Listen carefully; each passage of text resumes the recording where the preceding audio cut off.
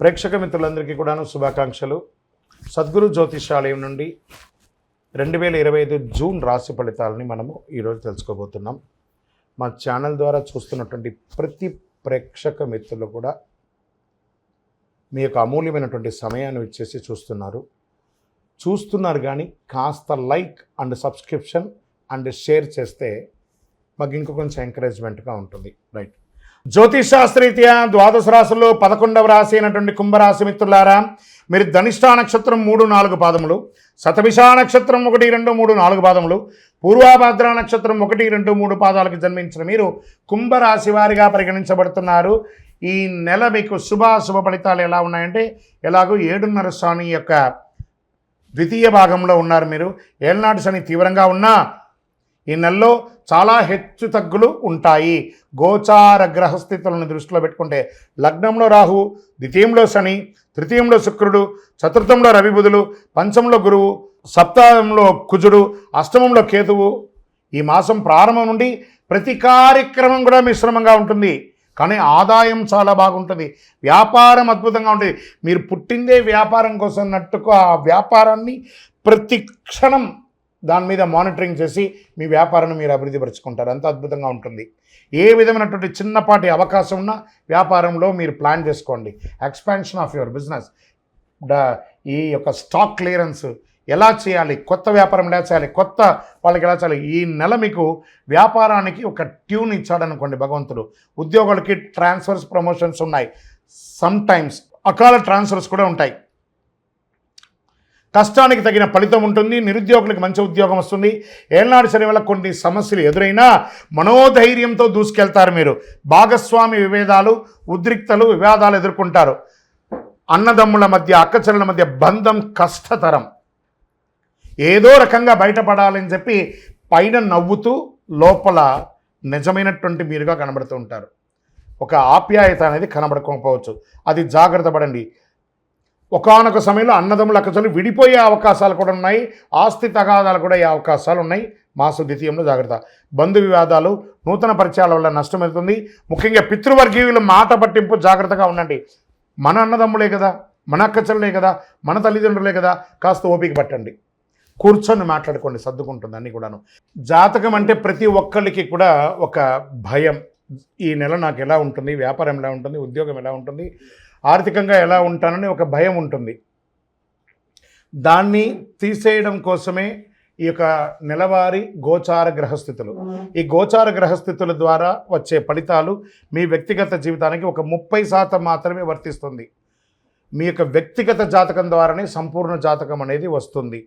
మళ్ళీ చెప్తున్నాను, జాతకం అనేది పడుతున్న వర్షానికి ఒక గొడుగు మాత్రమే, కానీ జాతకం జీవితం కాదు. మళ్ళీ జాతకాన్ని ఎవరెవరు అడగాలి అంటే 21 వయసులోపు ఉన్న వాళ్ళు అడగకూడదు, 60 వయసు పై చిలుకు వాళ్ళు అడగకూడదు. ఎందుకంటే వాళ్ళు పెద్దవాళ్ళు కాబట్టి వాళ్ళకి అన్నీ తెలుసు. ఆర్థికమైనటువంటి లావాదేవీలు చేసేసి అప్పులు తీరడానికి కోసం జాతకం అడిగితే జాతకం చెప్పించుకుంటే అప్పులు తీరవు. ఇల్లీగల్ అఫైర్స్ గురించి అడగకూడదు.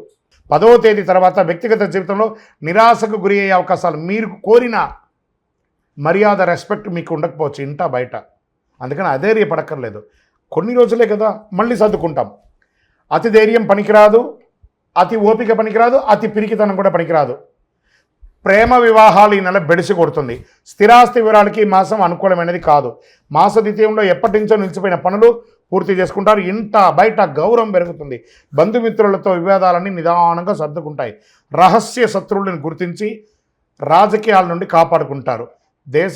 విదేశాల్లో నివసించేవారు మంచి మార్పులు పొందుతారు. భూములు, రియల్ ఎస్టేట్ క్రయ విక్రయాల్లో జాగ్రత్త. పెట్టుబడి పెట్టేటప్పుడు జాగ్రత్త. మీ సీక్రెట్స్ మీలోనే ఉంచుకొని కానీ ఇతరులకు చెప్పకండి, మా వాళ్ళే కదా అని జాగ్రత్త. అసాంఘిక కార్యక్రమాలు జాగ్రత్త. వివాహేతర సంబంధాలు జాగ్రత్త, దానివల్ల అవమానపడతారు. ఆరోగ్యాన్ని నిర్లక్ష్యం చేయొద్దు. విద్యార్థులకి చాలా ఇది ఒక మంచి సమయం కూడా చెప్పచ్చు. మంచి అవకాశాలు వస్తున్నాయి, మార్పులు వస్తున్నాయి. వెయిటింగ్ లిస్ట్లో ఉన్నటువంటి మీ యొక్క మార్క్స్ కానీ, లేదా రిజల్ట్స్ కానీ, లేదా వీసా కానీ, లేదా ఉద్యోగం కానీ అవన్నీ కూడా యాక్టివేట్ అయ్యి అద్భుతం అవుతున్నారు. క్రీడాకారులకి చాలా అద్భుతమైనటువంటి సమయం చెప్పచ్చు. రాజకీయ నాయకులకి కాస్త మిశ్రమం అండి. ప్రజాక్షేత్రంలో వెళ్ళేటప్పుడు నోరు అదుపులో పెట్టుకోవడం మంచిది. తస్మాత్ జాగ్రత్త. షేర్ మార్కెట్ మిశ్రమం, మీడియా రంగం వారికి మిశ్రమం, ఐటీ రంగం వారికి కాస్త ఆశాజనకం. అదృష్టం రోజులు జూన్లో 1, 3, 7, 9, 13వ తారీఖులు బాగుంటాయి. అదృష్ట సంఖ్యలు 3 మరియు 7 బాగా వస్తుంటుంది. చంద్రాష్టమం 4వ తారీఖున 7:35 నుండి 6వ తారీఖున 8:06 రాత్రి వరకు చంద్రాష్టమం ఉంటుంది. జాగ్రత్త. ఆదిత్య హృదయం వినండి, విష్ణు సహస్రనామ పారాయణం చేయండి, సుదర్శన మహాయంత్రాన్ని ప్రార్థన చేయండి, పేద విద్యార్థులకి బట్టలు కానీ పుస్తకాలు కానీ ఇవ్వండి. మీ ఇష్ట దైవంలో కులదైవం దగ్గరికి పోయి మీ వయస్సు ఎంత ఉందో అన్ని దీపాలు వెలిగించండి.